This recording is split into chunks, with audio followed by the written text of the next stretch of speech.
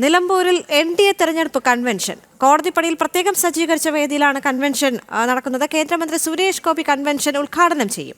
BDJS നേതാവ് തുഷാർ വെള്ളാപ്പള്ളി, മറ്റ് NDA സംസ്ഥാന നേതാക്കൾ, BJP നേതാക്കളായ അനൂപ് ആന്റണി, നവ്യ ഹരിദാസ്, ശോഭ സുരേന്ദ്രൻ, ഷോൺ ജോർജ് തുടങ്ങിയവർ പങ്കെടുക്കുന്നു. അരുൺ ആലത്തൂർ ചേരുന്നുണ്ട് കൂടുതൽ വിവരങ്ങളുമായി. അരുൺ, ഇപ്പോൾ അവസാനവട്ട ഒരുക്കങ്ങളെല്ലാം പൂർണ്ണമായിട്ടുണ്ടോ? അവിടെ നിന്നുള്ള ഏറ്റവും പുതിയ റിപ്പോർട്ട് എന്താണ്? ദേവിക, അല്പസമയത്തിനകം തന്നെ നിലമ്പൂരിൽ NDAയുടെ തെരഞ്ഞെടുപ്പ് കൺവെൻഷൻ ആരംഭിക്കും.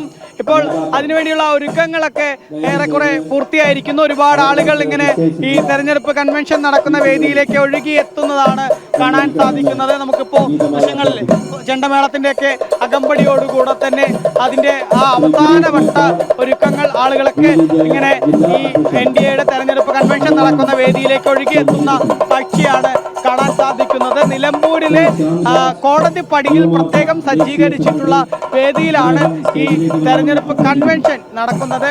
NDAയുടെ മുതിർന്ന നേതാക്കൾ എല്ലാവരും തന്നെ ഈ പരിപാടിയിൽ പങ്കെടുക്കുന്നു എന്നുള്ളതാണ്. പ്രത്യേകിച്ച് BDJSന്റെ സംസ്ഥാന അധ്യക്ഷനായ തുഷാർ വെള്ളാപ്പള്ളി, അതുപോലെ തന്നെ BJPയുടെ മുതിർന്ന നേതാക്കളായ PK കൃഷ്ണദാസ്, ശോഭ സുരേന്ദ്രൻ, ഷോൺ ജോർജ്, AP അബ്ദുള്ളക്കുട്ടി, അങ്ങനെ മുതിർന്ന നേതാക്കൾ എല്ലാവരും തന്നെ ഈ കൺവെൻഷനിൽ പങ്കെടുക്കുന്നുണ്ട് എന്നുള്ളത് തന്നെയാണ്.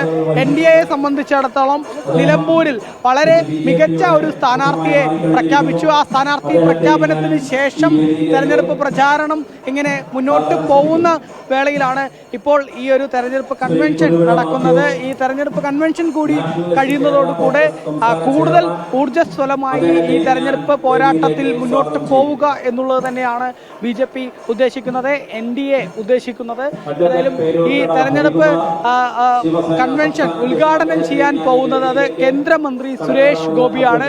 ആ കേന്ദ്രമന്ത്രി സുരേഷ് ഗോപി അല്പസമയത്തിനകം തന്നെ ഈ വേദിയിലേക്ക് എത്തും എന്നുള്ളതാണ്. ഇപ്പോൾ നമുക്ക് വേദിയിൽ ഒരുപാട് ആളുകൾ ഇങ്ങനെ പരിപാടിയിലേക്ക് എത്തിയിരിക്കുന്നത് നമുക്ക് കാണാൻ സാധിക്കുന്നുണ്ട്. ഏതായാലും നിലമ്പൂരിലെ പോരാട്ടം അത് BJPയെ സംബന്ധിച്ചിടത്തോളം, NDAയെ സംബന്ധിച്ചിടത്തോളം വളരെ വാശിയേറിയ പോരാട്ടമാണ് ഈ തെരഞ്ഞെടുപ്പിൽ കൃത്യമായിട്ട് തെളിയിക്കുക. അതായത് കഴിഞ്ഞ കാലങ്ങളിലൊക്കെ BJPക്ക് നിലമ്പൂരിലെ മണ്ണിൽ എത്രത്തോളം സ്വാധീനം ഉണ്ട് എന്ന് തെളിയിച്ചു. അതിനേക്കാളൊക്കെ വലിയൊരു സ്വാധീനം ഈ മണ്ണിലുണ്ട് എന്നുള്ളത് ബോധ്യപ്പെടുത്തുക എന്നുള്ളത് തന്നെയാണ് BJP ലക്ഷ്യം വെക്കുന്നത്.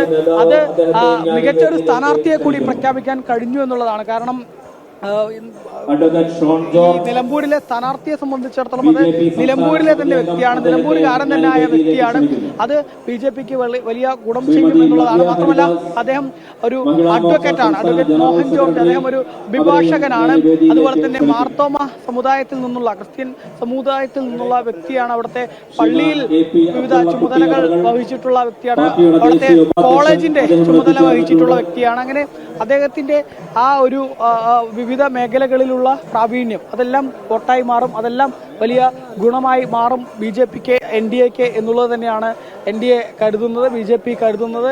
ഏതായാലും ഈ തെരഞ്ഞെടുപ്പ് കൺവെൻഷൻ, ആ കൺവെൻഷനോടുകൂടെ തന്നെ കൂടുതൽ ഊർജ്ജസ്വലമായി പ്രവർത്തനം മുന്നോട്ട് കൊണ്ടുപോവുക എന്നുള്ളതാണ് NDA ലക്ഷ്യം വെക്കുന്നത്. ഇന്ന് രാവിലെയും സ്ഥാനാർത്ഥി മോഹൻ ജോർജ് നമ്മൾ ജനം TVയോട് പറഞ്ഞതും അത് തന്നെയാണ്. കേന്ദ്രമന്ത്രി തന്നെ ഈ പരിപാടി ഉദ്ഘാടനം ചെയ്യാൻ എത്തുന്നു എന്നുള്ളത് അത് NDAയെ സംബന്ധിച്ചിടത്തോളം വലിയ ആവേശം പകരുന്ന കാര്യമാണ് എന്നും അവർ വ്യക്തമാക്കുകയുണ്ടായിരുന്നു. ഇപ്പോൾ ഏതായാലും ആ പരിപാടി ആരംഭിക്കുന്നതിന് വേണ്ടിയുള്ള അവസാനവട്ട ഒരുക്കങ്ങളൊക്കെ ഇങ്ങനെ പുരോഗമിച്ചുകൊണ്ടിരിക്കുകയാണ്. നേതാക്കളൊക്കെ വേദിയിലേക്ക് കടന്നു വരുന്നുണ്ട്. ഇനി കേന്ദ്രമന്ത്രിയായ സുരേഷ് ഗോപി അദ്ദേഹം വരുന്നതിന് വേണ്ടിയാണ് എല്ലാവരും കാത്തിരിക്കുന്നത്. അല്പസമയത്തിനകം തന്നെ കേന്ദ്രമന്ത്രി സുരേഷ് ഗോപി ഈ തെരഞ്ഞെടുപ്പ് കൺവെൻഷനിലേക്ക് എത്തും. ആ തെരഞ്ഞെടുപ്പ് കൺവെൻഷനിൽ ഇനി എന്താണ് കേന്ദ്രമന്ത്രി പറയാൻ പോകുന്നത് എന്നതും ഏവരും ആകാംക്ഷയോടുകൂടി ഉറ്റുനോക്കുന്ന കാര്യമാണ്. കാരണം നമുക്കറിയാം, നിലമ്പൂരിലെ പോരാട്ടം ഇങ്ങനെ മുറുകുമ്പോൾ BJP അല്ലെങ്കിൽ NDA ഇതുവരെയും പറഞ്ഞു വെച്ചിട്ടുള്ളത് അത് വികസനവും അതുപോലെ തന്നെ മണ്ഡലത്തിന്റെ വികസന മുരടിപ്പ് സംബന്ധിച്ച കാര്യങ്ങളും മാത്രമാണ്.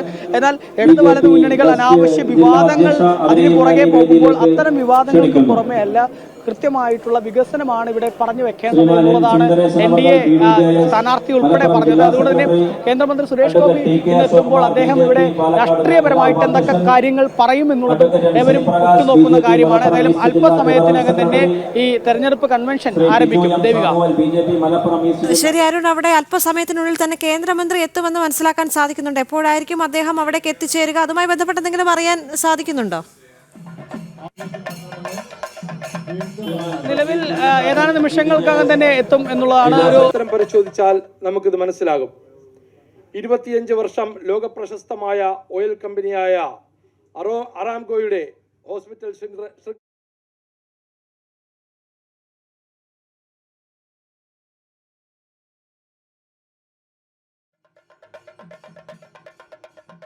അല്പസമയത്തിനുള്ളിൽ തന്നെ കേന്ദ്രമന്ത്രി സുരേഷ് ഗോപി അവിടേക്ക് എത്തിച്ചേരും. ഇന്ന് NDA കൺവെൻഷനാണ്. അതിനായുള്ള അവസാനവട്ട ഒരുക്കങ്ങളെല്ലാം പൂർണ്ണമായി കഴിഞ്ഞിരിക്കുന്നു.